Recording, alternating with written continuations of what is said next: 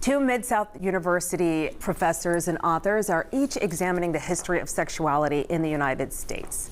Dr. Andrew Donnelly is an English professor at the U of M. His new book is called Confederate Sympathies. And Dr. Eva Payne is a history professor at the University of Mississippi. And they're here this morning with the details of what their works are all about and more. Thank you so much for coming. Thank you. Thanks for having us. Thanks for having us. Okay, let's each speak about each of your books. Yes. Yeah, sure. Thanks for having us here.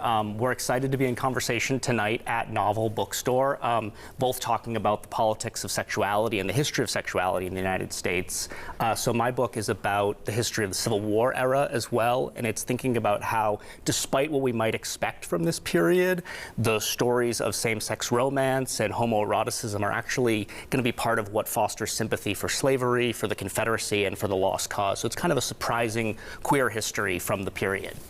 My book is a little bit later. It's kind of from the 1870s into the 1930s, and it really looks at how Americans shape international anti-prostitution and anti-trafficking policy so that it's more focused on the criminalization of commercial sex and the control of borders.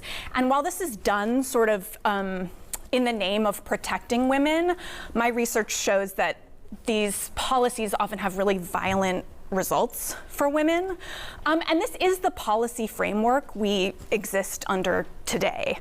But so at the same time as my book sort of tells this policy story, it also tells the story of women who are kind of fighting against this policy regime, who are making their way in the world despite it. So it's also really much, very much about those women as well. And both of these books are about politics of sexuality. Can you explain that and why that's just a conversation today? Oh, thank you. Well, so my book is looking at this really interesting period where sexuality goes from being something that's sort of a bit more kind of personal, seemingly within the household, to being something that we need international agreements about. So it's a real transformation in how Americans and the government views sexuality. And so I think this is an important conversation to be having today as we see a kind of new rise of a new policy regime really targeting sexuality.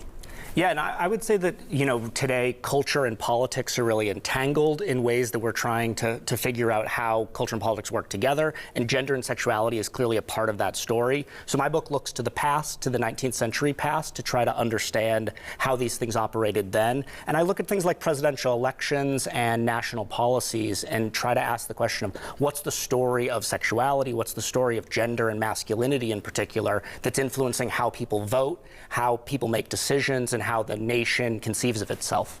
And speaking of that, there have been some attacks with regards to educational institutions and these topics. Can you speak to that and how it is, you know, still teaching these types of practices or teaching this in courses? Well, clearly it's something that students are really interested in. Students come to our classes because they're really interested in this topic, because they want to make sense of the world, and I think it feels like a really pressing topic for them. From my perspective as well, though, it's the same kind of questions that people have been asking in academic institutions for maybe thousands of years now that feel different in this moment because our politics are different and because maybe gender and sexuality are even different in how they work. But this is really what education is. This is what college classes do. This is the main thing we do, is think about the problems of human life and how we have a society together. So you'll both be at the bookstore tonight? We'll both be at the bookstore. Yes, we'll be talking about Andy's fabulous book at the bookstore. You're interviewing him. So, yes. Okay, so that's how this works. What can we expect? More of this conversation. I think it's going to be some information, maybe some surprising insights from the past, but it'll be good to talk across our two books and our work together to see, you know, in this 19th century history, how does sexuality shape politics? How does politics shape sexuality?